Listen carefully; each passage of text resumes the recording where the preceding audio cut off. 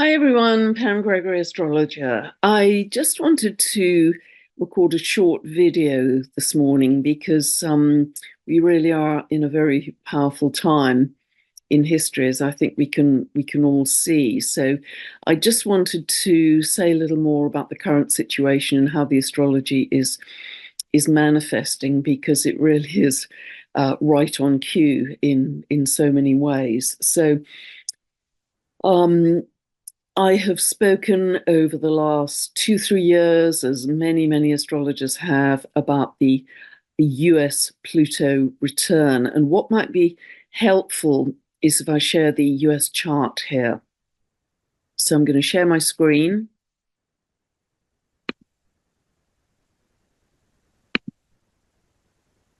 So this is the chart for the US that I think many astrologers use. It's certainly a very popular chart. And this is set for the 4th of July, 1776, 10 past 5 in the afternoon, Philadelphia, which was supposedly the signing of the Declaration of Independence.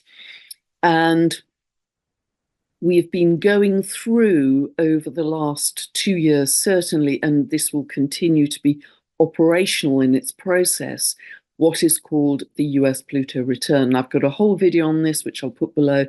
But essentially, at the time that the US was born in its current form, Pluto in the heavens in its orbit was at 27 degrees 32 minutes of Capricorn.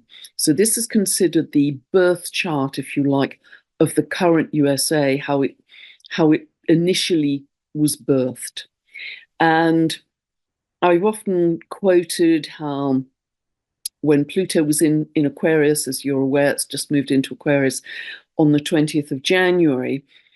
Last time it was in Aquarius, because Pluto has a 248-year cycle, one of the big examples was the French Revolution in 1789. But the other huge example was the US Revolution, because the US was also born out of revolution. As I understand history, 13 British states in the US were demanding independence from the onerous British establishment, power and control, Pluto, and the onerous British taxes. Pluto represents taxes. And so they broke away as a statement of independence, the Declaration of Independence, and formed what eventually became the US. And this revolution, this US revolution, really continued during the late 1700s, while Pluto was leaving Capricorn, coming into Aquarius, which is where it is now. So what we have had over the last 2 years, and I've talked about it ad infinitum, is for the very first time since the birth of the US in its current form, transiting Pluto up in the heavens has come back to its so-called natal position of 2732 of Capricorn. It was there exactly on the 28th of December 2022. It then came back exactly by degree, not by minute, but by degree in October last year. But still, it is operational. It's what you call within orb, because Pluto will track over the end of Capricorn, beginning of Aquarius, end of Capricorn, beginning of Aquarius, through 2024, end of the old, beginning of the new. So again, I've spoken at length how this is really going to raise questions about, okay, who is the US now? What is the US? What is the US in terms of values? This is the second house of values for the country. Also the second house of the economy, because it's in Capricorn. Again, I've talked a lot about what is the US in terms of its constitution, Capricorn, its legality, Capricorn, its politics, its very makeup, its geographic makeup, what states make up the US. And isn't it interesting to see what is unfolding in the US right now? But the situation, let's say in Texas, has really only blown up despite many months of illegal immigration over the border of Mexico, Texas. It's really only blown up this week. since Pluto moved into Aquarius. Aquarius is the sign of truth, the sign of freedom, human rights, the sign of the people, the sign of revolution. So Pluto moved into Aquarius in the heavens on the 20th of January.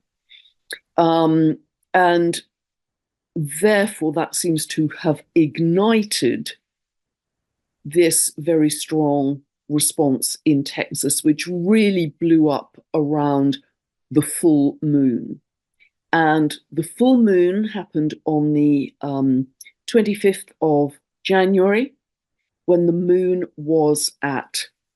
full moon was at 5 degrees of Leo. Now, that 5 degrees of Leo was conjunct the North Node in the birth chart of the US. So what does that say? This is shining a light on the soul's path of growth for America.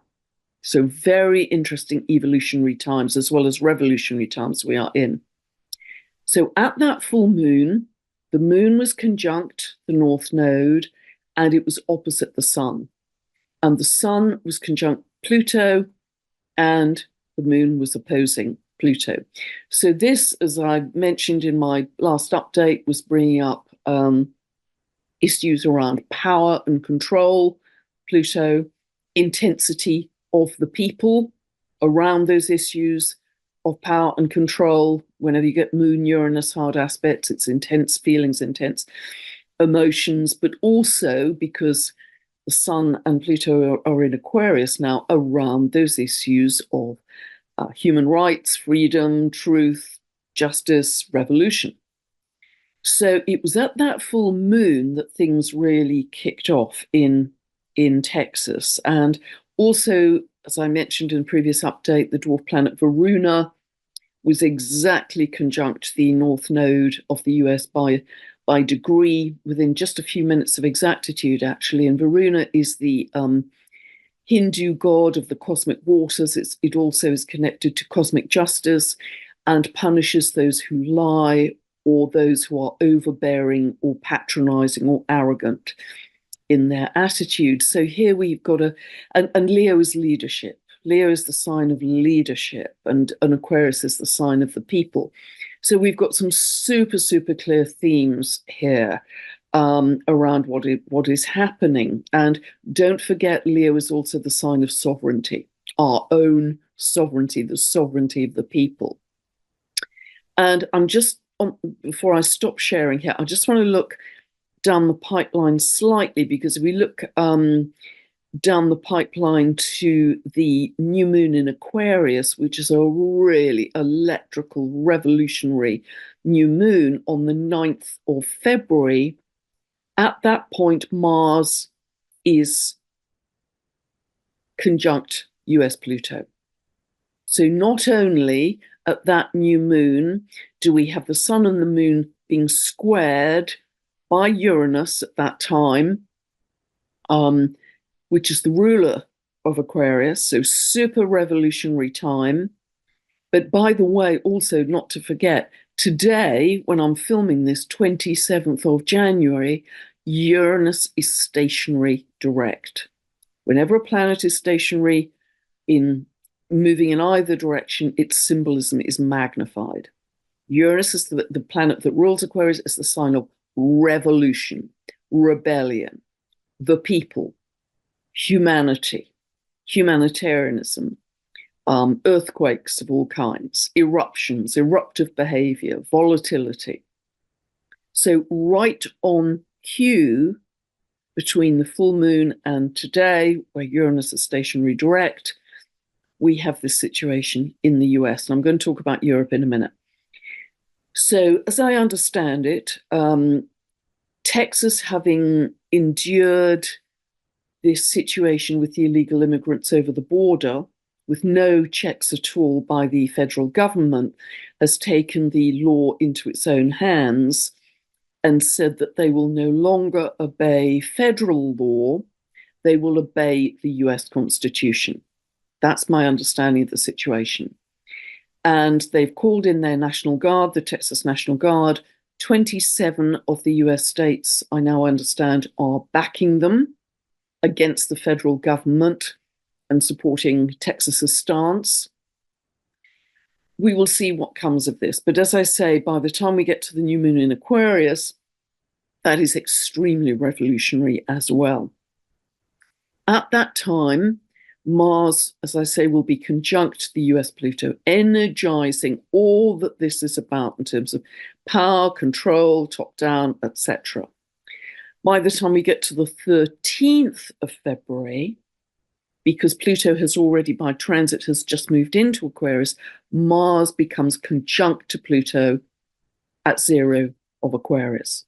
So that what that will do, Mars-Pluto aspects are very often might makes right, big demonstrations of power from the top down, from government. So we certainly may see more of might makes right from top down governments, corporations, institutions to try and control the situation. But equally, Mars is going to energize the freedom movement. Mars is going to energize the freedom movement at that time because they're both in Aquarius. So we have a lot going on here. And I'm going to stop sharing at this time and just going to talk to you because I've spoken over the last 2 years, and many astrologers have, that we have a lot of focus on the US. Now, that's partly because of the Pluto return. This is immensely important because it's the first time transiting Pluto is coming back to its so-called natal position for 246, 247 years. So that's why it's so important. The other reason that the US is in the crosswires, as it were, of our attention is that there are 3 total solar eclipse paths that cross America or fall across America. In August 2017, there was a total solar eclipse that fell northwest to southeast across America. Just gone on the 14th of October 2023, we had another total solar eclipse that fell northwest, southeast, again across America. And on the 8th of April this year, we have another total solar eclipse that this time is falling northeast to southwest across America. And I put a link below this video so you can take a look certainly at the last one and the upcoming one in April and get more details about the upcoming one in April. These are big eclipses. They are total solar eclipses. Now, the crossing point of these is in Texas. So I've been saying, along with other people, I've been saying recently that Texas is in the crosswires. Not only is the US in the crosswires, Texas is in the crosswires. And I didn't know how that was going to manifest. I didn't know how that was going to manifest. Is there going to be a portal opening there? Is there going to be some political activity? You never really know the event or the experience. You just know the astrology. But where eclipse paths fall, they usually not only indicate action and change, but that geography coming into the news in some way. So if we look back to 2017, was there a lot of change happening in America at that time? You betcha. Whatever you think about the politics, there was a lot of change in America. So equally through this period from last October, running through, and really eclipses, this will last till the end of 2024, there is going to be a lot of focus on those eclipse paths. As I say, you can track them exactly from the link below, but there's a particular focus also on Texas as an ignition point. And that's what we're really seeing now. So this is going to be a very interesting period in time because, people are calling it, is this a US Revolution Mark II?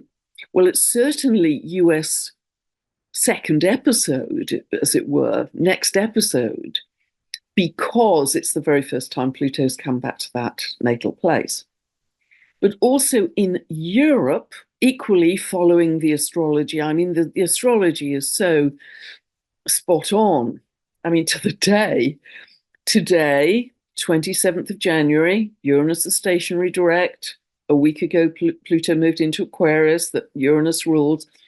We have across Europe, we've had the Dutch farmers protesting against their government about agricultural policy very vigorously. We've had the German farmers, also the German train drivers, truckers, some of the general public have joined them, the Polish and Romanian farmers, the Italian farmers, and now the French farmers are, as I understand it, all converging on government buildings. The French, for sure, because they love this tactic, have got many tons of slurry on board.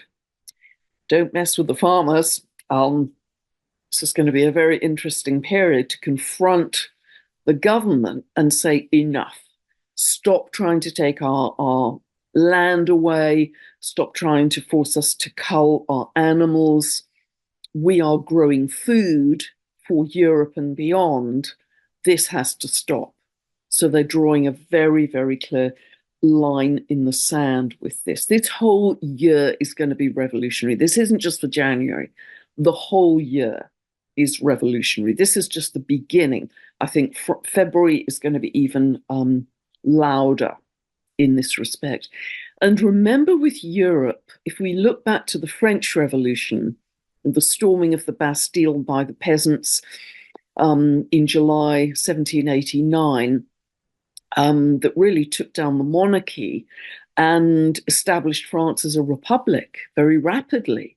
You know, it was remarkable. And within a month of that storming of the Bastille, the French Assemblée Nationale published something called a paper called the Declaration of the Rights of Man.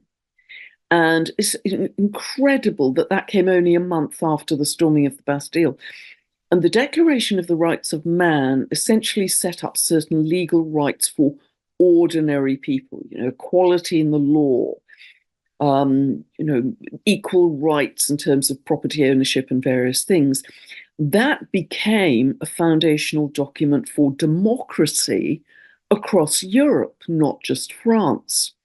So again, we are seeing the relooking at something of democracy that was birthed in the last big, big revolution in Europe. That big revolution, which is, you know, clearly signaled by the French Revolution, which was so dramatic. I hope I'm making sense here. So both for the US and for Europe, there's a whole, okay, where are we now in those two geographies? Having set up so-called liberty, democracy, freedom, and equality, the last time Pluto was in Aquarius. How's it going to shape up this time? Where are we? Where are we with all of those amazing idealistic declarations? Now, I want to really say this very loudly and clearly for everyone to hear. I am not being naive here in terms of what is unfolding. Are some of these situations being not spontaneous? So we have to be aware that as we move through this year, this is not going to be a smooth, linear, gradual process in any regard. It's going to be rocky, it's going to be dramatic, it's going to be head spinning because you think things are going in one direction. Actually, they may have been going in another, because with AI, are we going to know what's true, what's not?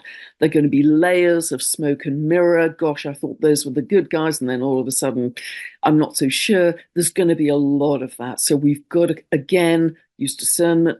Again, we've got to turn inwards and check in with our inner sense of what's true and what's not. And that's so important. Another really good reason to turn inwards.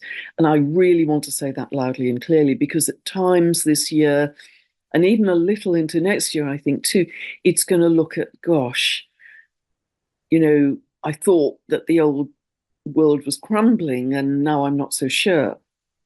Because at times it will look as if They've patched up the scenery at the theatre, that the old world is still perhaps even more in control. But the energy, the astrological energy, is not with that scenario. And it's often because this is the last gasp um, of that old structure that extreme situations are arising. I hope I'm making sense here. Whereas the birth of the new is often invisible. It's often you and I going quietly about our business, meditating, dreaming in, visioning. That's all invisible. What's going to happen this year in terms of the old order is going to be extremely visible, extremely colorful, extremely eventful, extremely obvious. So that will give it a feeling at times of dominance, even though energetically that isn't the case. I hope I'm making sense here. And because it's so important that we realize that even though many of us are, some of us, some of us may be acting kinetically as well. We're taking action, and that's fine too. But many of us are going quietly, purposefully, with intention, with our meditation, with our visualization, behind the scenes to create a more loving world. And please don't think that that doesn't matter because it's working with the invisible. Because the invisible, the consciousness is primary. Consciousness is primary. Consciousness is foundational. Everything that manifests in the world comes from consciousness. So that's kind of like the roots of the tree, where we're taking action, we're dealing with the branches and the twigs of the tree after that manifestation has happened. I hope I'm making sense here. Maybe that's why it's so powerful to work with consciousness, because we're dealing with the foundation of what is then going to manifest, but it's invisible. And that's why, particularly right now, we have to trust the invisible. So find your unique piece of the puzzle. That's going to be clearer to you this year, I think, than it ever has. You know, are you a visionary? Are you a pioneer? Are you an innovator? What are you? What's your role in this massive spiritual evolution that we're going through? And are you getting in touch with your shaman, your magician, your astrologer even? What are you getting in touch with that feels ancient and magical and powerful? And that will see you through. But maybe most important of the lot, don't forget to drop into stillness. Drop into peace, drop into stillness, turn off the noise, certainly turn off the news, and just really know that that is the most helpful frequency to broadcast to the world. So it's not going to be dull this year. It's going to be fast. It's going to be dizzying. As I say, at times you're not going to know what's true, what's not. Many layers to every situation, a lot of smoke and mirrors. Know that. Sit on your eagle's perch and observe. Just think, okay, that's another layer I wasn't aware of, but now I see it. Okay, another layer I wasn't aware of, but now I see it.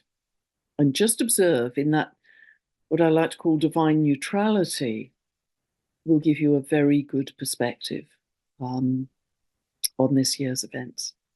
God bless. I hope that's helped you. I'll be back very soon, and bye for now.